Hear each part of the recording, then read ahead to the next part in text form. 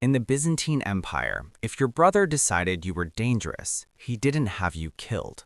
He had you blinded. Not as punishment, not out of cruelty, at least not officially. Byzantine imperial law required the emperor to be physically whole, a perfect vessel for divine authority on earth. A man without eyes was legally disqualified from rule. So brothers had each other's eyes put out as a procedural matter. Some emperors castrated rival claimants instead, for the same structural reason. The historical sources describe these operations with the calm administrative tone of someone updating a filing system. You were neutralized, you were left alive, and the empire continued as though the question of succession had never been raised. This happened repeatedly, systematically, for centuries. That is where the logic of medieval succession can lead when a system takes its own rules seriously. But you're not in Byzantium, you're in Western Europe. Your father is dying, your brother is about to be crowned, and you have been doing mathematics in the back of your mind for a very long time. Here is what nobody tells you about medieval succession crises. They were not accidents, they were architecture. Patient, methodical, political architecture designed and built by people who understood that the throne is not seized in a single dramatic act. It is approached, carefully, over months or years, until the moment when approach becomes possession. By the end of this, you will understand that logic so completely that for just a moment, the blinding will start to seem almost reasonable. Understand first where you actually stand. You are not powerless. That is the mistake people make when they picture the younger medieval prince. They imagine impotence, frustration, inevitability.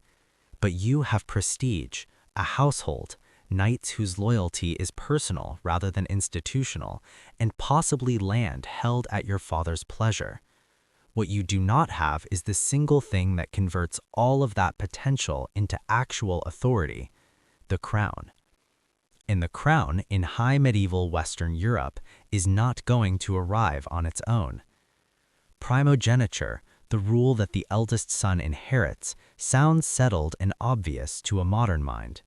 For much of the early medieval period, it was neither. The Carolingians routinely divided kingdoms between sons. Anglo-Saxon succession was contested enough that warriors expected to choose their king, not simply accept him. Among the Norse, any male of royal blood with sufficient support could mount a credible claim. The throne, in practice, if not always in theory, went to whoever the nobility would accept. That is not a loophole you are exploiting. That is an honest description of the rule. By the 12th and 13th centuries, primogeniture has hardened. The church backs it because clear succession reduces war. The nobility accepts it because predictable inheritance protects their own estates. The paperwork increasingly assumes it. But hardened custom and lived reality are different things, and the younger sons of Europe's royal houses understood this with a clarity that no one else had reason to develop. Henry I, the youngest son of William the Conqueror, born with no realistic expectation of ever ruling England, died as one of the most effective kings England produced in the medieval period. He secured the crown while his eldest brother, Robert Curthose, was away on crusade, defeated Robert militarily when he returned to contest it, and held the kingdom for 35 years. The chroniclers of the time were not uniformly horrified. Several of them thought God had simply arranged the correct outcome. The better man had won, and Providence had made that apparent through the result. That logic, that success reveals divine favor, will matter to your plan. You need 3 things before you move: allies among the nobility, intelligence on your brother's actual position, and a patience you have not yet been tested for. The nobility is your first project, and you need to approach it the way a careful investor approaches a risky opportunity, because that is exactly how they will be approaching you. Medieval lords were not idealists and were rarely romantics. They were calculating men who backed kings the way merchants backed trading ventures, with one eye on the upside and one eye on the cost of failure. When a younger prince came to them with an offer, they were running a specific calculation. How likely is this to succeed? What do I gain if it does? What happens to my estate, my family, my position if it doesn't? Your job is to make their mathematics resolve in your favor. That means quiet conversations in the right rooms, not announcements. You find the baron whose relationship with your brother has cooled, maybe over a disputed inheritance, maybe over a slight at court that was too public to forget, and you listen to him. You remember what he told you 6 months ago. You are attentive and unhurried in a way that kings rarely have the patience to be, and right now it costs you nothing. The men you want are not your brother's declared enemies. Those men are already visible, already watched, already dangerous to associate with. You want the ones with regional power and unresolved loyalties, men who have not decided and whose decision at the critical moment could tip the balance. A coalition of 12 such men, committed and discreet, is worth more than an army of obvious supporters. Meanwhile, you are learning everything you can about your brother's actual position, not his official one. Medieval courts ran on information, and information moved through people. Clerks, household knights, confessors, chamberlains, every one of them heard things. A knight who had served in your brother's household and carried a grievance was worth months of careful cultivation, not for any single piece of intelligence, but for the understanding he could give you of the texture of your brother's court. Who does he trust? Who does he fear? Where are the relationships that look solid but aren't? You are building a picture from 12 partial views, and those views taken together reveal something closer to the truth than any single source. The strange irony of all of this, and it is worth pausing on, is that in doing that, you are practicing statecraft while your brother is simply existing. You are learning the skill of rule in the process of taking it. Pause for a moment and put the strategy down. Your brother has a name. You ate at the same table as children. You remember the year the older boys cornered him near the stables and you stepped between them, not out of deep affection, but because the humiliation was unacceptable. He thanked you afterward, quietly. He meant it. He is not a villain in this story. He was simply born before you. The historical sources on medieval succession conflicts sometimes let slip, in the margins of the political record, the texture of the relationships that get destroyed along the way. The barons who chose sides during England's civil war between Stephen and Matilda in the 12th century, the period historians call the Anarchy, were not choosing between abstractions. They were choosing between people they had feasted with, hunted with, whose children played with their children. They chose anyway. You already know you will too. The question is what you intend to build when this is finished. The actual moment of taking power, when it arrives, will not look the way you have been imagining it. It is not a dramatic confrontation. It is a window, a specific window, narrow and closing, during which your brother's support is at its thinnest and yours is at its thickest, and you move through that window fast and decisively enough that the uncommitted suddenly find themselves facing a fait accompli. Accept the new reality or fight it. Most of them will accept it. The window does not appear during your brother's strength. It appears at his first significant failure, a military defeat, a harvest mismanaged into famine, a tax collected so harshly that the grievances have nowhere else to go. Medieval populations were not passive. They had long memories and very specific complaints. When legitimacy begins to wobble, you need to already be present as the alternative, visible, credible, and backed. By the time the window opens, you are not convincing anyone of anything. You are simply being there. What you will probably not do, despite how the stories are usually told, is simply have your brother killed. A dead brother is a martyr. He has grieving allies, a story that outlives him, and a cause that outlives the cause.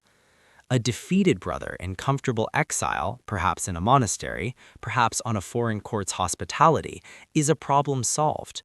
You remove the threat without creating a wound that never closes. Which brings us back to Byzantium. The blinding operation was not Byzantine savagery, it was Byzantine logic. The law said an imperfect man could not reign. Therefore, making your rival imperfect removed him from the competition without the political wreckage of execution. The Byzantine Emperor Basil II, after a decisive military victory over Bulgaria in 1014, reportedly had a large portion of his captured enemies blinded, by most accounts leaving one eye to every 100th man, so that the others could be led home. Whether the precise figures are accurate is disputed among historians, but the act itself is documented, and the Bulgarian Tsar reportedly collapsed when he saw his army return. The practice of blinding rivals for the throne was so normalized in Byzantine political culture that it appears in the sources with almost no moral commentary. It was simply what you did with a problem you wanted to resolve permanently. In the West, you do not have the same legal machinery, but the underlying principle, neutralize rather than necessarily destroy, runs through Western medieval succession politics as well. Capture, control, and containment were often more strategically valuable than killing. That's the detail that the history lessons always skip. These were not people operating outside a system. They were people operating entirely within one, a system with its own complete internal logic, its own rules about what counted as legitimate and what didn't, its own understanding of what the throne actually was and who deserved to hold it. The logic just happened to rest on premises that are completely alien to us. If that's the kind of history that stops you, the kind where you understand a practice so thoroughly that it starts to feel almost inevitable, this is the channel built for that. Subscribe so the next one finds you. Hit like so it reaches people who'd appreciate it, and let's close this out properly. Say the window opened and you stepped through it correctly. The right men were standing with you. Your brother is dealt with. You are king. Here is what no one tells you about that moment. The architecture does not get dismantled. It becomes permanent. Because you have just demonstrated by sitting on that throne that thrones can be taken. The same logic that justified your move against your brother now applies to every ambitious lord in your kingdom who has a grievance, a military force, and a son approaching fighting age. You have proved the principle. Now you have to be the counter-argument to it every single day for the rest of your reign. The intelligence network you built as a plotter becomes the operating infrastructure of your kingship. You need to know which of your lords met which of your cousins last month, which mercenary captains are receiving payments from sources they have not disclosed, which of your sheriffs is accumulating the kind of local loyalty that eventually starts to feel like an independent power base. The pattern recognition you developed in opposition is now the core skill of staying alive in power. Medieval kings who held their thrones for long reigns were, almost without exception, extraordinary processors of political information, men who moved faster than their enemies expected because they had been paying attention longer. Henry I, the youngest son who took England from his brother, it bears repeating, built administrative structures specifically designed to limit the independent power of magnates who might otherwise accumulate enough strength to do what he had done. He learns the lesson of his own success and built the lesson into the machinery of the state. The church, for its part, had an opinion about all of this. The opinion was more flexible than the theology suggested it should be. If you won, endowed the right monasteries, defended church interests, and governed with sufficient competence that the kingdom was stable, the church found ways to understand your success as providential. God, it turns out, has historically tended to favor whoever is currently in power and willing to be generous with land grants and building campaigns. This is not a cynical observation about faith. It is an accurate description of how institutional religion has always negotiated with political reality. The medieval church was genuinely devout and genuinely powerful, and it also had to function in the world as it existed rather than the world as the theology described. The two things coexisted, uncomfortably and persistently, across the entire medieval period. Here is the thing that makes all of this actually make sense. Medieval succession crises were not failures of a stable system. They were the system functioning exactly as its own ambiguities permitted. The rules of inheritance were never enforced by institutions powerful enough or written clearly enough to make a well-resourced and capable younger son's claim impossible. Every orderly succession, every case for the eldest son simply became king without incident, was the exception. It was the younger prince sitting in the corner, running the numbers, and deciding he lacked the support or the will to go through with it that required explanation. The throne was always contested. The only question was whether the contest was visible. What the plodding medieval prince understood, and what we tend to underestimate from this distance, is that the rules about who governed were partly arguments made with armies, with gold, with carefully maintained alliances, and occasionally with a pointed theological discussion about which son God had actually selected. The winner of the argument became king. The loser became a footnote, an exile, or, if he was fortunate enough to live in the right empire, a blinded man in a monastery, still breathing, which, in the context of medieval succession politics, was genuinely not nothing. You just spent about 15 minutes inside one of the most rational and ruthless political environments in human history. The strangest part is probably how coherent it all turns out to be once you're standing inside the logic. If that realization was worth your time, 3 seconds on the like button helps it find other people who'd appreciate the same experience. Subscribe if you want history to keep making this kind of sense, and drop a comment with whichever detail landed hardest, because I read every one, and the answers are always more surprising than I expect.